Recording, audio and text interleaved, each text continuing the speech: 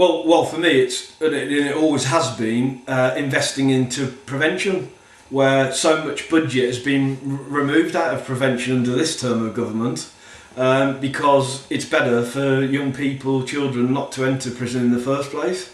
But when they have, and I think we need to fight very, very hard to stop people entering criminal justice, because often the behaviour comes from dysfunctional families, the lack of ability to navigate the thoughts and feelings, and so you have this reaction to life, dysfunctional and antisocial behaviour, and so I think we need to fight to keep them out. But once they enter, there needs to be robust services around mental health, around addiction, around violent and dysfunctional behaviour, behavioural change programs, and there's not.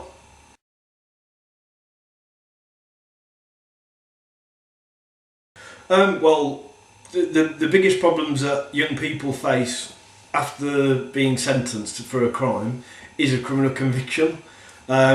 The CRB, which a lot of employers use now in a blanket way, actually completely stigmatise, and also any sentence is a life sentence through the stigma that's associated with having a criminal conviction.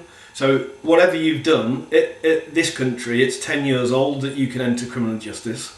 So if you've done something at that age, it can potentially stay with you for the rest of your life. And that is a barrier for you getting into successful living.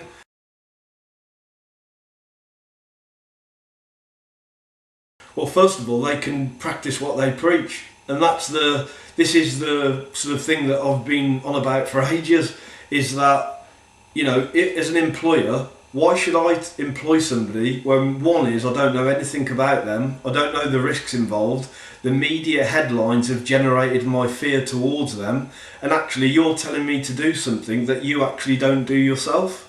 So if you've got a criminal conviction, you won't work for a public service. You'll never become like a police officer or a youth offending team worker, or let alone a manager or something. And so there's so little information out there for employers to work on.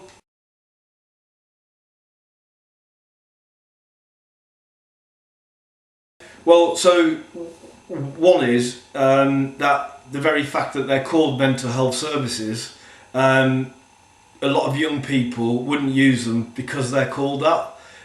If you developed a service which is useful to a young child, a young person, it would look a lot different than actually what we've got in existence today, because you have this very middle class approach and siloed approach to the problem.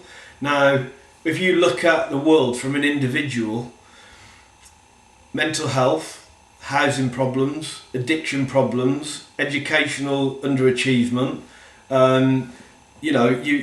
crime issues. When he's stood in a court, he's a criminal.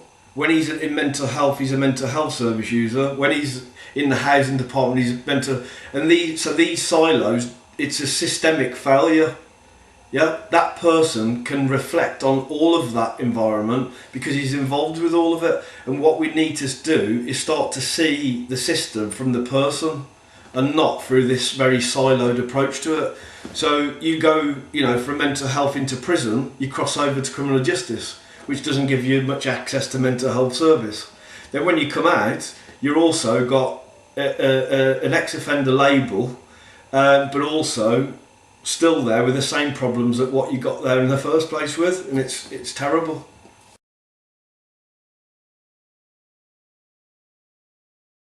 It's so difficult to talk about the positives around people breaking the cycle of crime, and some people who I've met make absolutely really profound contributions to society, but they're still labelled from the past.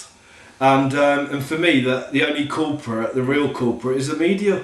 We have a political system that is absolutely hangs on to the media because it's short duration. They have to be seen to be tough on crime.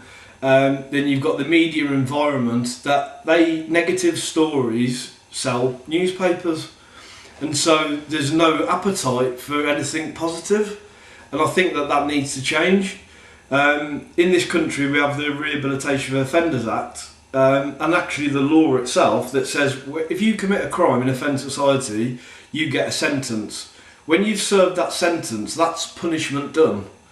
But actually we know that people are never fully allowed to rehabilitate. And so it's really difficult to get these positive messages across and achievements across. And of course, to some people, the achievements might seem insignificant because we don't look on distance travelled. Where somebody's gone, come from to. I know a painter and decorator that runs a small business, but for me, on distance travelled, because I know where he's come from, he's like the Bill Gates of the painting and decorating world, but it just never gets recognised.